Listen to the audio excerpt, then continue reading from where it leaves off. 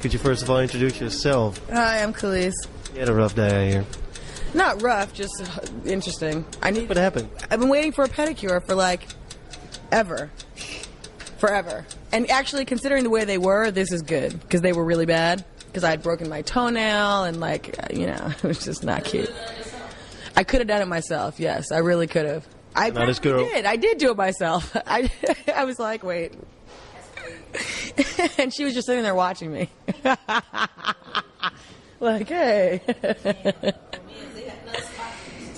I told her, I said, the Koreans in America would wreck y'all, okay? So how are you doing? I'm good, tired. I guess so, right? And tour with you too here. How did that wind up? I talked to Bono and I just asked him if he needed someone to open up for him, and he said yeah. And then we have the same agent, so it kind of worked out. Isn't it hard? I mean, you play for a huge crowd and people are waiting for you too, I guess. And we have good days and bad days. You know. You have a good live band, so I mean. Honestly. Yeah, one thing I say, this particular venue is it's horrible for sound. It's really bad, but other than that, it's okay. Hey, I've been browsing through the web, and there are rumors going around that you have a new album coming out soon. Yeah, October. What's it called? Wonderland. So I'm actually really looking forward to that. My first single is called Young, Fresh and New, which will probably be out in August, September. It's going to be totally different than all the stuff you did before? I guess. That's what the fans say. I'd assume so, yeah. Pretty much. In what way? Just it's a new year. You know what I mean? It's hard to duplicate feelings and stuff like that. It's just new everything, you know? So when did you write new stuff? Did you have time because you were touring, I guess, and did a lot of promotion? I took about 2 months off from touring and everything. It was between November and February, maybe. And you wrote it in 2 months? Yeah, wrote it and recorded, yeah.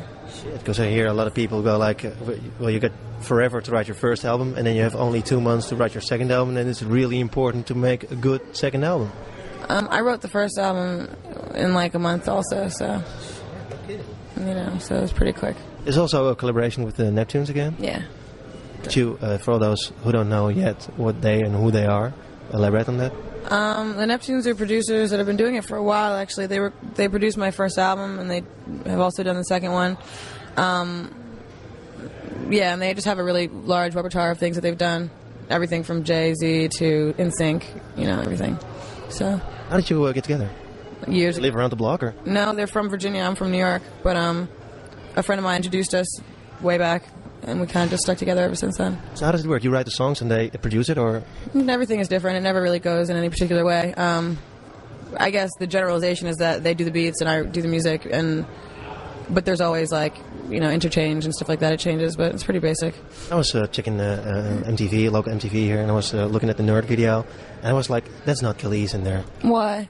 Well, I thought it was a joke. I thought they were pissing you off for some reason. Why is that? Because it's in Holland, it's a pretty X-rated video, It's pretty, hardcore. I'm hardcore. So why? But still, I was surprised. I was like, come on. No, yeah, that was me. I was just there showing support. I wasn't really trying to be in the video. I was just hanging out. What do you think of the video, actually? Because I think Nerd, the single Nerd, was really, really good. I think it's ingenious. I think it's dope. You know what I mean? I respect what they do in every form. You know what I mean? I think the video says a lot too. I think it sticks out from everything else that's out there, and I think that's the point. And I think too. If you talk to them about it, they have a very clear statement that they're trying to make. So what's your new album going to sound like? There's on the single of Nerd, there's a collaboration with you and Nerd. It's again totally more melodic. I really like that song. Is your album going to be like that? I don't know. You got to hear it. You know what I mean? I don't talk about music. That's not. Why not? Because you can listen to it. There's no word that I can tell you that's going to add up to what it'll be when you actually hear it. So I'd rather just not say anything. I'm just listen. You know what I mean? You know the music already, and I'm not, of course. Well, no. My point is that there's nothing I can say that's going to justify it. Really, that's going to make it. You know what I mean? What it is to me. So all I can say is just listen. You know what I mean? It's honest, true music, basically. Do you set off with your music for a specific goal? You think it's important for music to be different, right? No, I think it's important for people to be original and to be themselves. I think that's what it is. That's what makes different music. Everybody tries to be different. Who really is different is the key. You know what I mean? And those are the people that are really genuinely themselves. Those are the people that stick out. So I think the same thing happens for music. I don't have to try to make my music different. You know what I mean? It just is what it is. You know, I know that I'm not like you or her or anybody else, so that's what's going to make me stick out, you know? What sort of bands, what sort of music do you like, actually? I listen to everything. I listen to U2. I listen to Stevie. I listen to Ella. I listen to Biggie, just an array. I listen to everything. I love music, you know what I mean? So I listen to it all. I was surprised to find out that you were also singing with Old Dirty Bastard on Baby Got Your Money. Yeah, that was a long time ago. Yeah. How did you get in contact with him? You followed him, or you? Well, I used to work with Wu-Tang, which is that's how I got started. And the first song I ever did was with them, so with the Gravediggers. And actually, God bless the Poetic, who just passed away a couple weeks ago. But it was actually more of a coincidence because after I'd left them and started working with the Neptunes did a song for Old DB, and we just hooked up like that. You're in the music business for a long time now, but I mean, you're big business now. I guess you learn a lot. Yeah, I guess. I hope so. I think so. Yeah, I think maybe. Are there parts you don't like? Are there still parts you like? Yeah, I mean, honestly, I like performing. I like doing the videos and I like recording, but everything else I could do without. Because a lot of people, I guess, don't realize when they just listen to the music, there's a lot more going on than besides jumping on stage at the MTV night. Yeah, it's pretty much more than they could ever imagine. Than you could imagine as well? More than I could, more than anybody could. There's no, like, preparation for it. You know what I mean? It's just what it is, you know? So what happens? I mean, it happened to you. You really just try to get a hold on things, you know what I mean? Like, I guess you have to get your priorities together. You have to, you know, see what's important to you because it's trying, you know what I mean? It's really, like, it's not easy being out in the, you know, it's like basically your public property all the time, you know? And so it's just drawing lines for yourself. Every day we got to draw lines for ourselves. This is as far as I'll go today. You know, this is what's cool for me today. This is fun today. You know, as soon as it's not enjoyable, as soon as I don't see the benefits for it, I'm not doing it. Like promotion? Yeah. I can imagine a lot of journalists ask you the same questions all the time. Right? You know what, honestly, it's not even that. It's just the fact that, like, at first I thought that's what it was. It's not. It's the people. It's the fact that, like... It's us. Yeah. And but it's not just... It's like, you have to understand something. It's on a day-to-day basis, you meet people. Either they rub you right or they rub you wrong. I just meet more people than most people do on a general basis. So it's not that, like... I can answer the same questions. That shit's tedious, but it doesn't kill me. It's like, it's not the end of the world. It's the fact that, like, a lot of times they don't really care, and they're just asking you because it's their job, because their editor told them to. And the other thing is that, like, a lot, you know, you're not going to get along with everybody. Some people, it's a very draining thing anyway to sit there and talk about yourself all day. You know, so especially if the person that's asking the questions is someone that doesn't rub you right, it'll affect your whole day. You know what I mean? And I could do without that. I don't need that shit. I'm hoping I'm rubbing you right. No, you're okay. Oh, God. Hey, I saw you a couple of times perform in Amsterdam on the Drum Rhythm Festival and all. Yeah, that was a while ago. Yeah, that was really good. But I can imagine playing a hall like this, a huge echo bowl as far as I'm concerned. Is it still fun? Is it still why you're into music? I have to be honest, I hate this place. I really fucking hate this venue. I hate it. It is the worst venue I've ever performed in my entire life. True. I have to agree on that. It is the worst. And it makes it hard. It makes you not want to do it. You know what I mean? Because it's like, the music is something that's supposed to sound beautiful. And if it doesn't sound beautiful, then what the fuck am I doing? It's like, what am I doing? What are you doing? I have no idea. I don't know. If I had the answer, man, I'm telling you, my life would be so much better. I do not know.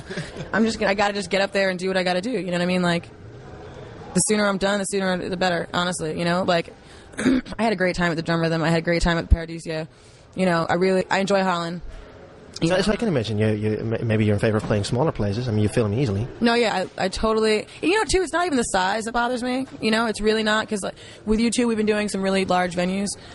Something about the acoustics in here just don't work. I don't know what it is. I think it's really... I mean, I just have a problem with the fact... I know why they choose these places. You know what I mean? It's like massive people, amount of money, great, yada, yada, yada, fine. It doesn't help me, though. This is not good. This is like, you know what I mean? There's no amount of money that's going to fix the sound in here. And it's just bad, you know? And so it's like I have to suffer and like, you know. So you perform really hard and still the sound sucks and the people will, of course, not get into it. Exactly. And it's exhausting. It's a waste of time. So how long will this tour last? The tour lasts until this particular leg of it till the end of September. I mean, no, the end of August, actually. And then hopefully we'll go back out in October in the States. I'm not sure, though, so. But, I mean, isn't it time for you to promote your own album then? Yeah. But my album comes out like the beginning of October in the States. And if anything, the touring that I'll be doing will be like towards the end, you know. So the shows have been, like I said, the shows with you two have been great. I've had a really good time. It's this particular venue that's kind of bitten me in the ass. You know what I mean? Like, that's really been the problem. But it's been a really great experience. You're going, I think you'll leave Holland today, right? Tomorrow. God bless. I need it, thank you. Hey, another thing I was wondering about. Here, you got a video directed by David LaChapelle, and he's, of course, a very famous photographer. Mm-hmm. How did you get him to do a video? I didn't even know he was making videos.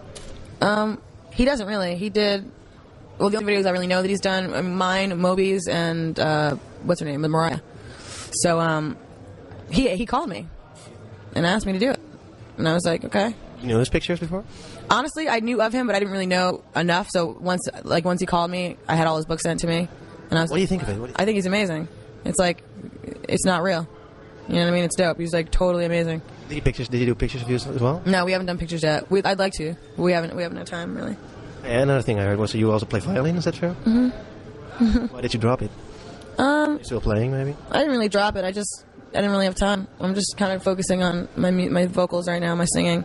I mean, I played saxophone also, and where is it? I got a little saxophone there. There you go. But I mean, you're focusing on singing now. Yeah, pretty much for now. I mean, I'll branch out later on, but I'm not in it. To what? I don't know, everything. I'm 21 years old. There's no limit to what I can do. 21 years young, I guess, right? Yeah, totally. I can do anything.